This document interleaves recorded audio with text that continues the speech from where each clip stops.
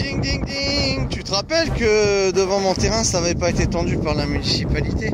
Regarde, comme par hasard, en ayant fait une bonne petite vidéo pour expliquer que c'était pas tellement normal, ben on s'aperçoit que c'est tendu. Comme quoi, ben c'est malheureux, mais il faut un peu gueuler dans ce pays.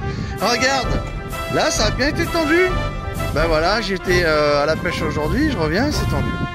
Comme quoi ça fonctionne effectivement de faire une petite vidéo pour dire regardez, ça c'est pas tellement normal. Bon ben voilà, c'est tendu, tu vois. Bon, ça aurait été bien de le faire directement. Mais bon, il faut gueuler pour y arriver. Bon, enfin ça a été fait les enfants. Regardez-moi ça. Yes.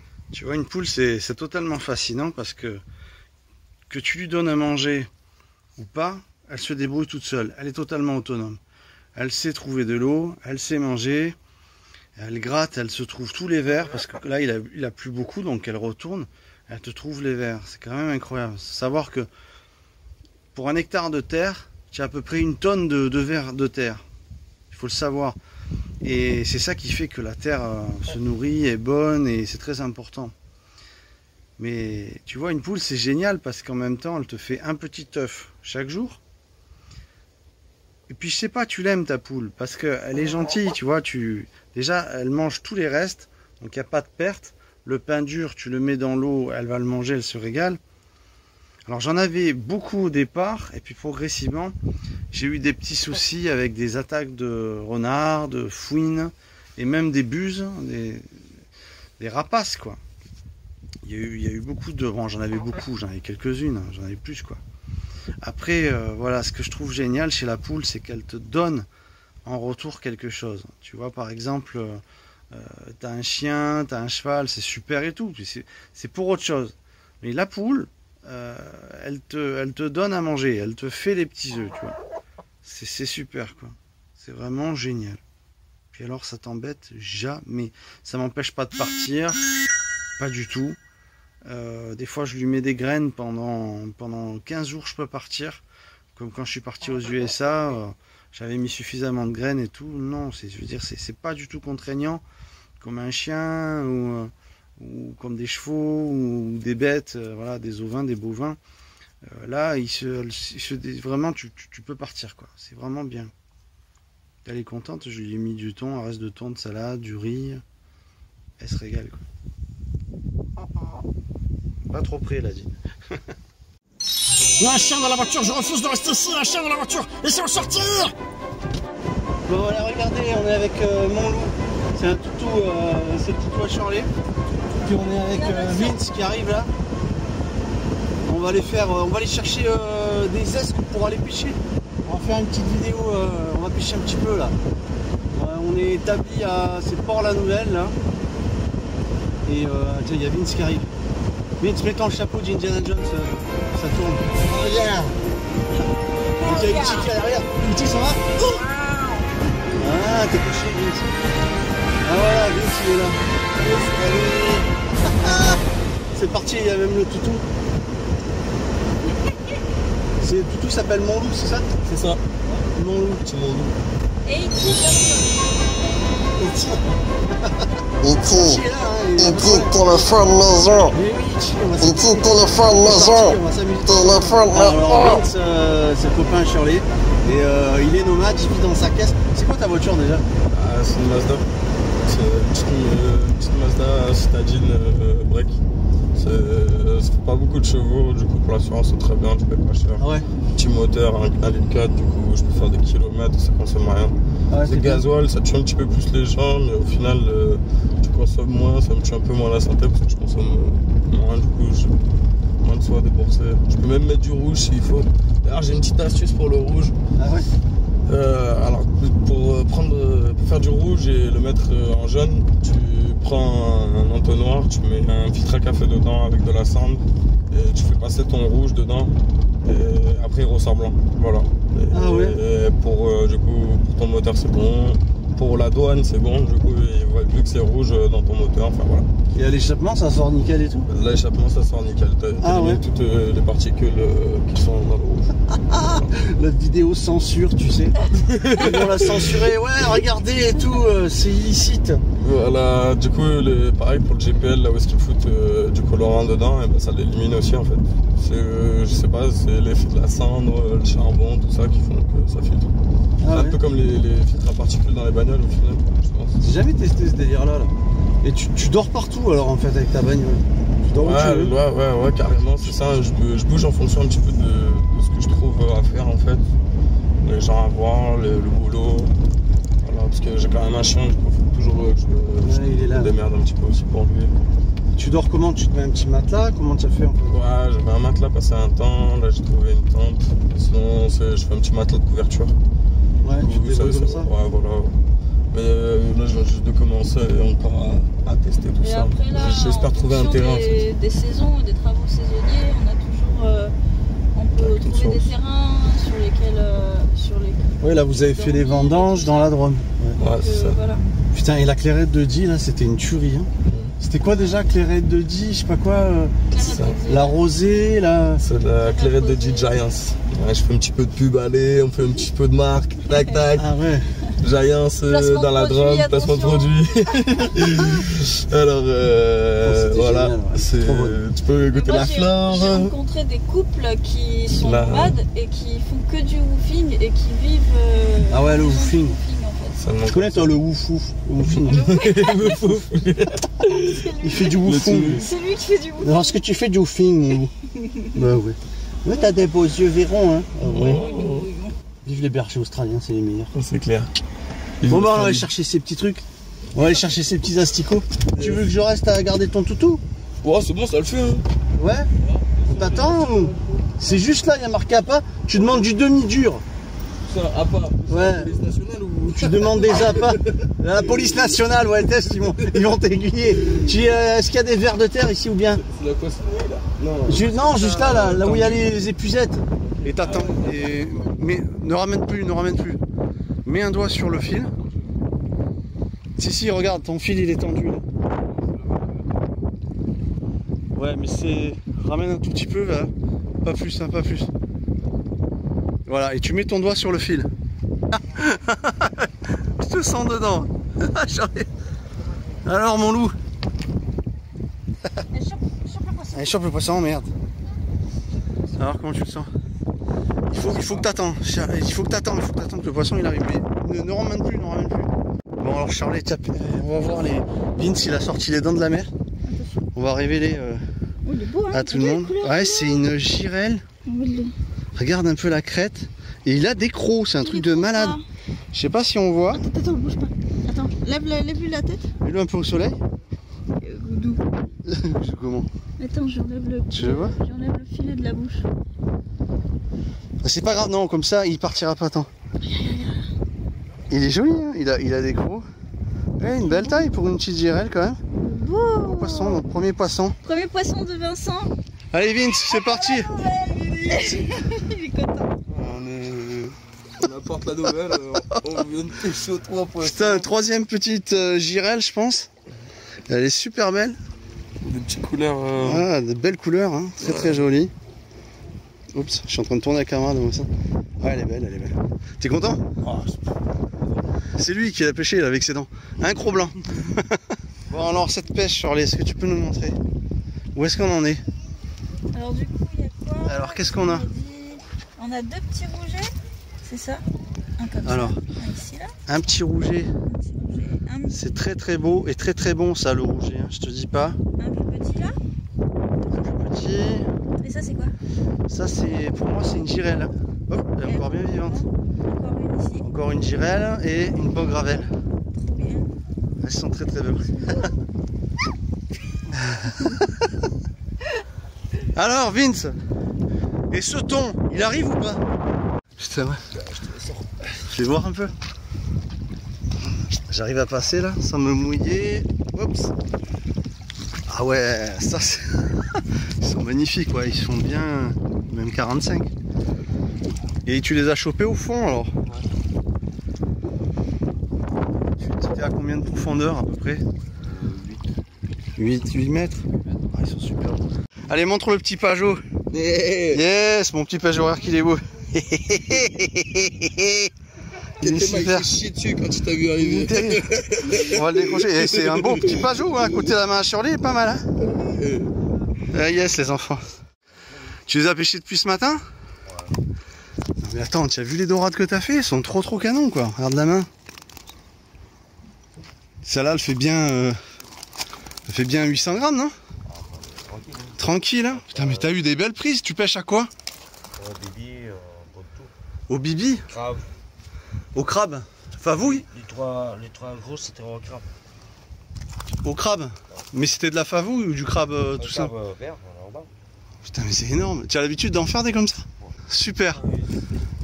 Magnifique. Magnifique. Bon, alors un petit peu de nouvelles dans cette recherche de camping-car. J'ai envie de l'appeler à la recherche du camping-car perdu, tu sais. Parce que je viens de faire 6 heures de route là pour aller voir un camping-car. Et bon, tu vas dire 6 heures aller-retour, mais je me les suis tapés quand même. Et je vais voir un camping-car qui était une super affaire, un intégral pilote de 2003, cossu, bien costaud, qui était flambant sur les photos. J'arrive,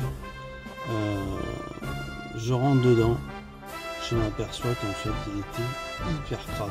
C'est franchement, je sais pas comment ils font les gens qui vendent leur véhicule, ils mettent même pas un peu de ménage, je sais pas, ça me viendrait pas à l'idée moi de vendre un véhicule et qu'il soit tout crade dedans, tu vois. Il peut être vieux mais propre, tu vois. Bon, je vois du sable partout, le mec il me dit ouais, on est rentré il y a 2 mois de Corse, donc il y a du sable de Corse, génial. On ouvre la soute, c'était café, tu sais, il avait foutu les chaises pleines de sable, la table, bon, ils avaient tout dégueulassé, ils avaient rien aspiré. J'étais un petit peu déçu. Bon, tu vas dire, on s'en fout, ça se nettoie, c'est pas grave. Bon, après, je commence à regarder les lanterneaux. Ils étaient tous fêlés. Tu sais, les gros lanterneaux, c'était un intégral, tu vois. Donc, c'est le genre de truc qui coûte une baie comme ça coûte dans les 2000 €. Elle était fêlée, il me l'avait pas dit. Je regarde les autres vitres, je m'aperçois que toutes les moustiquaires étaient déchirées. Parce qu'il m'avait dit, ouais, tu sais, il faut les faire en sorte qu'elles marchent bien, quoi. Les occultants, j'ai dit, mais ça c'est rien, les occultants qui marchent mal, c'est normal, c'est un petit peu la maladie des camping-cars, les occultants qui descendent et qui remontent doucement. Ça c'est rien, ça m'est égal, ça. Mais il m'avait pas dit que toutes les moustiquaires étaient déchirées. Je descends, je fais le tour du camping-car. Moi, sur les photos, il m'avait envoyé le devant et les côtés. Et je regarde à l'arrière, il ne m'a pas envoyé l'arrière. Je regarde l'arrière, et là je découvre quoi? Je découvre une espèce d'île, et un chameau, tu vois, avec un mec dessus, peint à la main à la gouache, tu vois. Le truc c'était en relief, tu vois, comme dans les tableaux, c'était en relief à la gouache. Et je dis non, mais qu'est-ce que c'est ça? Et tout, il me dit ouais, ça c'est quand on est allé au Maroc, y a un mec qui nous l'a peint et tout. Je te cache pas que c'était pas terrible, c'était pas très bien foutu, c'était pas très beau cette peinture qui était déjà bien entamée de quand il avait peint aussi. Et puis je me suis dit bon, ça c'est le genre de délire, le jour où si tu dois le revendre, admettons, bon, alors tu vas dire pourquoi tu penses à le revendre, on sait jamais, mais bon tu sais pas, dans 3-4 ans tu as envie de changer ou quoi, tu peux. C'est genre, moi déjà ça me plaisait pas trop parce que c'était mal foutu. J'aurais dû filmer d'ailleurs, franchement. Ce type-là, il m'a quand même fait déplacer. J'ai quand même tapé, je te dis, 6 heures de route pour... bon, bref, à part la peinture, on va dire, on s'en fout, mais bon, je m'y attendais pas du tout, c'était pas terrible. Donc après, je regarde un petit peu l'état encore, je rentre dans la salle de bain. Je m'aperçois qu'également, les vitres de la salle de bain, elles sont fêlées.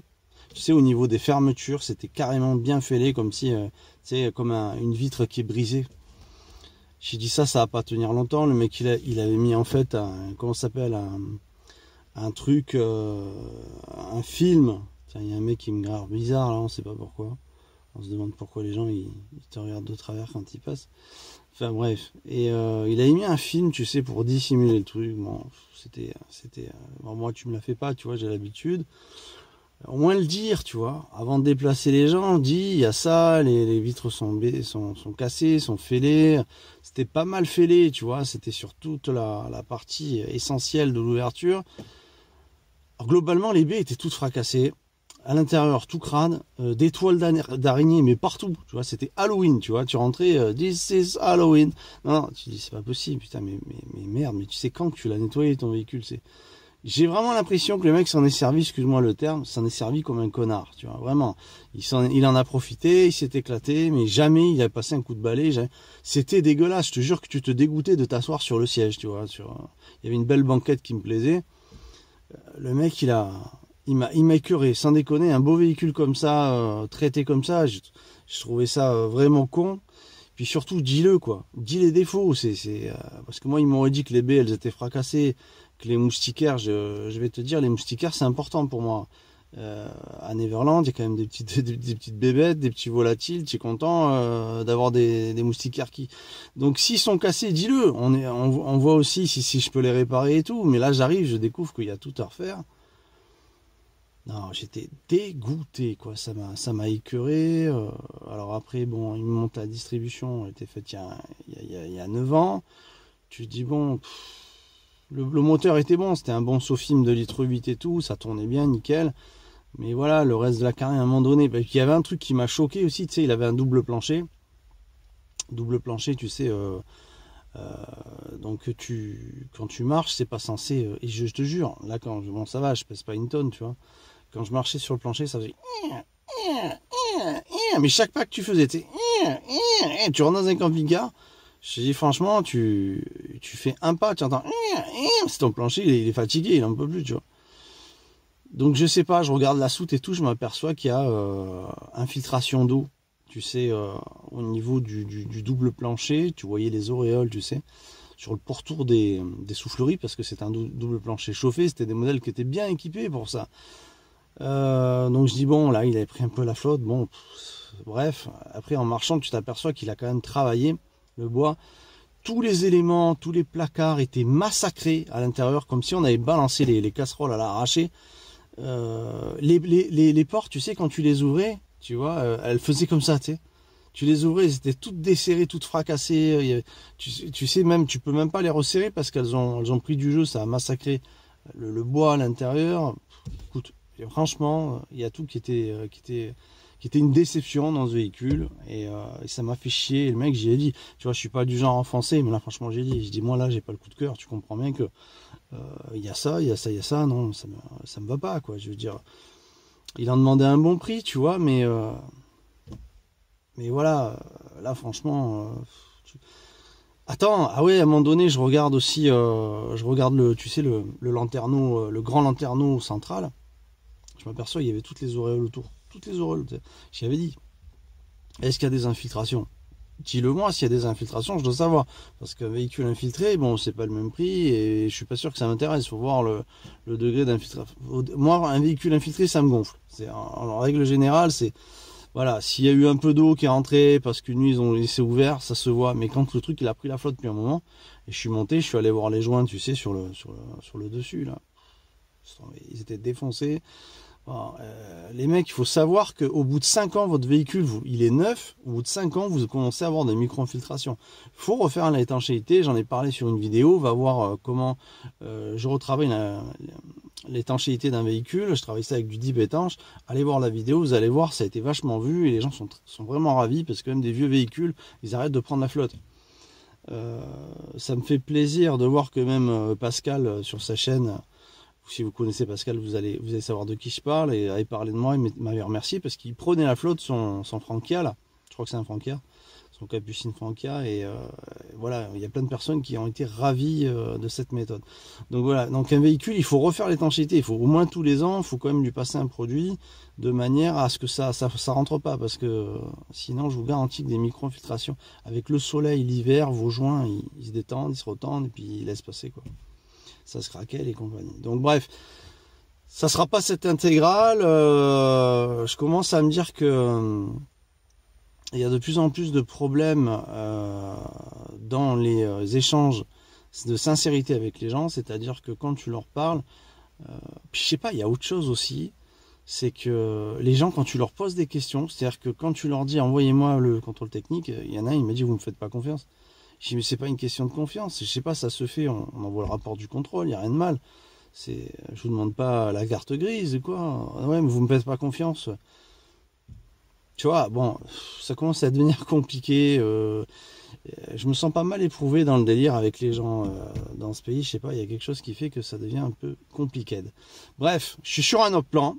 Normalement, dans quelques jours, je ressors une vidéo où j'espère cette fois sortir le véhicule qui sera la suite des aventures de la chaîne Neverland. Je pense et j'espère. Il y a des trucs à faire, mais je pense que le mec a l'air assez réglo. Donc lui c'est pareil, je vais rouler un peu plus, je vais me taper bien 9 heures aller-retour. Donc j'espère que je vais pas faire ça pour rien. En attendant là, j'ai bouffé un plein pour rien. Pour celui-là là que j'ai été voir. Tiens, le mec t'as envie de l'étrangler quand même. Tu sais pas ce qu'il me dit le mec, putain. Il me dit, après j'ai dit bon ben il y a le plein sur le véhicule, vous avez fait le plein et tout. Tu sais ce qu'il me dit? Il me dit ah non mais ça je vais le siphonner. Je vais vous laisser juste 5 litres, mais je vais le siphonner, il me dit. Ah bon? Bon d'accord, bah écoute, moi je vais te dire, quand j'ai vendu mon camping-car, j'avais bien la moitié du plein, j'ai pas sorti au mec, bon bah écoute, je vais siphonner et je vais te laisser 5 litres, tu vois. Enfin, bon bref, je suis tombé sur un peigne-cul, je vais le dire, c'est quand même un con, un mec qui croit que je vais pas, les gens ils sont pas cons, même un mec qui s'y connaît pas, il voit très bien que c'est fêlé, il voit très bien que c'est déchiré, que c'est pas entretenu, ils ont jamais passé un coup de balai, ils ont tiré les placards comme des cons, ils ont tout massacré, et puis voilà, et puis le mec quand il me parlait au téléphone, ce qui m'énerve, tu vois, c'est que le mec il vendait de l'or. Il vendait de l'or. Ouais, moi c'est le premier qui vient, machin, parce qu'il avait plein d'appels, parce qu'il avait mis pas trop cher. Ouais, c'est le premier qui vient et tout, machin, c'est le premier qui vient. Je dis, mais attendez, laissez-moi le temps de monter quand même. Je veux dire, ouais, alors moi, le premier qui vient et puis c'est tout. Bon, bah, d'ailleurs, puisque le camping-car, il est bien, ouais, il est super le camping-car. Bon, il a son âge, mais il est super. Vous allez voir, il est impeccable et tout. Bon, je dis, dedans, il est bien. La peinture, elle est fanée de dehors. Il me dit, bon, je dis, ça, c'est normal. Il a son âge, c'est pas grave. J'ai dit, mais l'intérieur, il est bien. Ouais, l'intérieur, il y a rien à dire. Bon, ok, je suis rentré, je vous dis franchement, tous les éléments étaient abîmés, tout le plan de travail, il y avait tout qui était massacré. Il y avait même des, tu sais, comme s'il avait pris énormément d'eau et ça avait gonflé en bas des éléments au sol. Non, ils se sont servis vraiment comme des porcasses, tu vois, mais cons à bouffer du foin, comme il dit la morue. C'est vraiment une perte de temps. Et toi, tu as dépensé un plein d'essence, tu sais. Franchement, le mec, il m'a saoulé. Bref, c'est pas grave. Il va y avoir un autre véhicule là, et je pense que ça va être le bon. Et puis celui-là, si c'est celui-là que j'arrive à avoir, je peux vous dire que vous allez être surpris parce que moi, ce que j'aime bien dans ce véhicule, il y a des trucs à reprendre, mais ce que j'aime bien, c'est qu'il a des équipements que j'ai rarement vus. Voilà, donc la suite au prochain épisode. C'est parti. Il y a la viande qui s'excite, on va manger de la viande ferme. Et, elle est contente. Et donc, elle est contente qu'on la bouffe à midi. Et donc, ouais. Moi, je mange pas australien. C'est vrai. Non. Moi, j'aime bien l'exotisme. Ah ouais. Et donc, ouais, bon, sur la route. C'est ton petit côté aborigène, peut-être. Oui, grave. Moi, je me suis cassé la gueule d'une branche. Pourtant, c'est un machin comme ça, hein, mais l'arbre, il a pas aimé. Et donc, ouais. T'es arrivé avec ton fourgon. Ouais, donc t'arrives. Bienvenue en France. En France. Putain, t'arrives déjà les bouchons. T'arrives au Pertus, je connaissais pas moi le Pertus, c'est la première fois que je passe. Oh les mecs, tu sens qu'il y a une tension mon pote. Si tu refuses une priorité, un machin, tu sens qu'à tout moment ça peut partir. Quoi. Les mecs ils sont là, ils font les courses, ils sont en vacances. C'est sérieux quoi. On est parti en guerre. Ah ouais. Et donc ouais, en France, tu sais, quand tu conduis, t'es en guerre. Tu fermes la porte de ton char. Et c'est parti. Le premier. Putain, mais comme je te comprends, quoi. Le premier qui t'en fait une, mais tu le défonces. Et donc en France, ce qui t'aide aussi à te mettre dans ce truc-là, c'est qu'on se monte un peu tous le bourrichon hein, les uns les autres, mais c'est surtout les installations. En France, on emmerde l'automobiliste. Donc en France, tu vois, tu passes la frontière et là, tu es dans un autre monde. Où, tu vois, moi je roulais tranquille, là, bon, avec mon trafic, tu te rends bien compte que je vais pas rouler à 200, hein. C'est pas qu'une question de volonté, hein. Mais bon, en même temps, voilà, je peux pas le faire. Mais avec le trafic, donc je roule pas forcément vite, mais je regarde jamais mon compteur au Portugal. Oh, là, tu passes ta vie à regarder le compteur avec ton aiguille, tu sais, c'est précision suisse. Tu vois, ça fait pareil, en fonction, hein. Donc tu dis, je roule à 70 à peu près. Tu fais une bonne évaluation Ouais, du truc. voilà. Tu te dis, en fait, je fais 70 de moyenne parce que, ouais, t'es entre 0 et 130, tu sais pas. Et bon, ok, donc je dois être dans les clous. Et puis tu roules, et là, boum, Dodane. Rond-point. Dodane, bon. 50, ok, normal. Rond-point. Et Dodane. Là, 90. Ah, oh, zone à 30. Dodane, putain, rond-point. Feu rouge, oh là. Ah, tu respires, puis tu repars. Pomme Dodane, normal. Zone à 30, une école. Attention aux enfants, Ouais. au passage piéton. Ouais, à 22h, au mois d'août, t'as raison.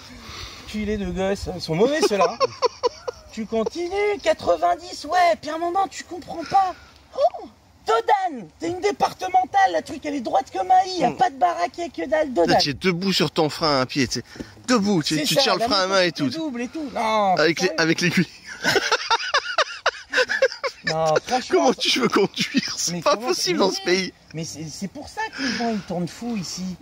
Avant, j'avais une bagnole, j'ai toujours d'ailleurs, elle est sur Toulouse, je m'en sers plus parce que c'est compliqué d'avoir un trafic, une moto et une bagnole, tout ça dans le même véhicule. Donc j'ai une bagnole de 200 bourrins. C'était devenu un calvaire de rouler avec. Parce que c'est une voiture de sport, donc c'est pas super confortable. C'est un piège à permis. En un an, je me suis fait sauter 3 points. Et dis-toi bien que les flics, ils sont pas dans les endroits où tu roules à 160. Hein. Ils sont dans les endroits où ils vont pouvoir te niquer quand tu es à 51. Et un jour, je me rappelle, le premier point que je me suis fait sauter, j'allais chez l'ostéopathe parce que j'avais le dos en vrac. Le flic, il me dit, ouais, bonjour, vous savez pourquoi je vous arrête? Non, mais je me doute bien que le suspense va s'arrêter à un moment donné. Tu vois. Et vous avez fait un excès de vitesse. Ah bon? Il me dit oui, c'est limité à 50. Ah merde! Et en plus, c'est une école. Ah merde! Je savais pas. Et comment? Et alors, j'étais tellement sur le cul, le mec, je me dis mais putain, mais où c'est que vous m'avez eu? Le mec, il se dit ah, ça va, laisse tomber, paye, signe et casse-toi.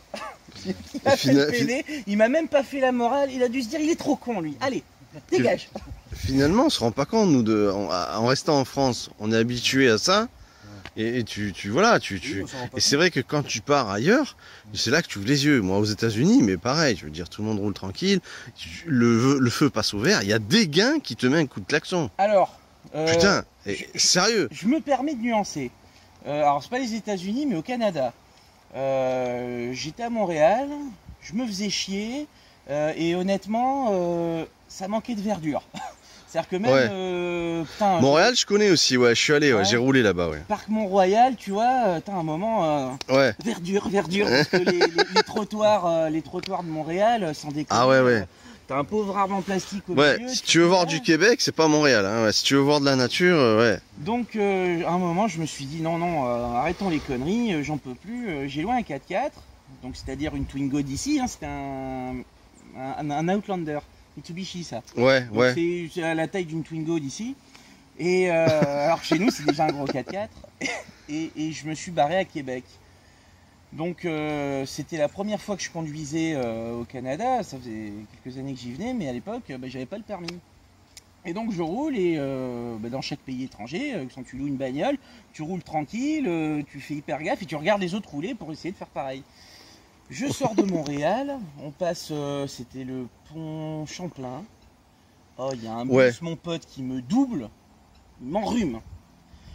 Bon, je me dis, ok, il y a des objectifs à tenir, des horaires, ok. On roulaye.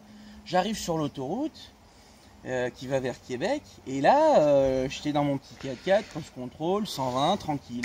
Parce que c'est limité à 110. Ouais. Mais moi je croyais que c'était 110 miles, je me suis fait défoncer par les flics. Oh putain. Ah ouais, moi, il m'a dit non, mais c'est en kilomètre/heure. Ah merde, mais je croyais pas. On m'aurait menti. Je me suis fait griller, mais j'étais à 110 miles, moi, donc ça fait beaucoup plus. Hein. Ah ouais. Alors donc en fait c'est limité à 110, mais quand tu doubles, tu peux monter à 118. Ce qui te change royalement ton voyage. Bref, mais par contre à 120 tu te fais défoncer. Hein. Bref, donc je me cale à 118 quoi, grosso merdo. et je roule. Et sur l'autoroute, je me fais doubler par des camions, mon pote. Mais des bahuts de l'autre monde, tu vois, Ah les ouais, camions ouais, ricains. c'est les mêmes qu'au State. Hein, ouais, ouais. Voilà, c'est-à-dire où les normes, ils leur pissent un peu dessus, et ils ont des putains de tracteurs qui sont magnifiques, et Ouais. avec des chargements. Oh, voilà. Ouais, c'est colossal. Ouais. Ils te doublent. Donc toi, tu es à ta vitesse maxi, enfin à vitesse maxi autorisée, tu te fais doubler par des bahuts comme ça, Ouais. waouh, dans ta coquille de noix, et tu te dis peut-être qu'il y a un truc que j'ai pas saisi. Et après, j'ai foutu le cross-control à 160, nickel. Voilà. Tu as fait ça? Bah oui. Et nickel. Et puis quand je suis arrivé à Québec, j'avais pris, c'était pas un Airbnb, mais c'était une chambre chez l'habitant. Bah, chez l'habitante pour le coup, c'était une nana. Et j'ai dit putain, ça roule au Canada. Hein. Elle me dit faites gaffe quand même parce que là ça va être l'été, il y a les touristes qui arrivent, ils sortent les radars. Mais sinon, ouais, les mecs, les camions, ils roulent. Putain, à 160, il y en a que j'avais du mal à doubler quoi. Et je te dis, ouais, la Outlander là-bas, c'est une Twingo, quoi. Ouais, bah ouais, c'est normal, ouais, les bagnoles c'est démesuré, hein. Mais c'est comme aux États-Unis, c'est vrai. c'est clair. Ben, en même temps, ils ont les routes qui vont avec. C'est-à-dire que nous, ouais. comme c'est quand même un vieux continent, on a fait les routes, puis après on s'est dit, tiens, si on faisait des bagnoles. Et donc, alors que les autres, ils ont peut-être fait le chemin inverse, quoi. Non, la conduite en France, franchement, moi, quand je suis parti de France, j'ai pris un van parce que je voulais me barrer et que c'est quand même plutôt pratique de pouvoir conduire sa maison. Mais j'aimais plus conduire. Au Portugal, j'ai retrouvé un peu ce plaisir-là. C'est quand même. Refais-nous un petit coup le coup de quand t'arrives en France, s'il te plaît. Ah bah oui, ouais, de Dan. Rond-point, de Dan. Feu rouge. De Dan. Zone à 30. Rond-point. 90. Agglomération 50.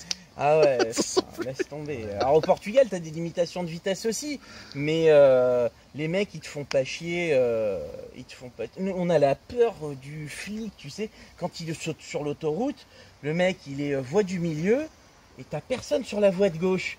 Le mec il te casse les couilles, cet enculé de flic à rouler à 120, mais tu te dis putain, mais si je le double, peut-être il va me faire chier, tu vois. Et là-bas, bah, tu roules quoi. Il y a les flics, bah, c'est bien, ils sont là, ils veillent sur la population et c'est fini quoi. Ouais, c'est nettement plus simple alors, d'après ce que tu dis, beaucoup plus facile. Ouais, mais et faut pas aller de au souplesse. Portugal, les mecs. Hein. Vous allez revenir, vous allez être dégoûtés. Ouais. Donc, tu vois, moi je fais un peu de propagande parce qu'il faut le dire, je suis payé par le gouvernement, mais.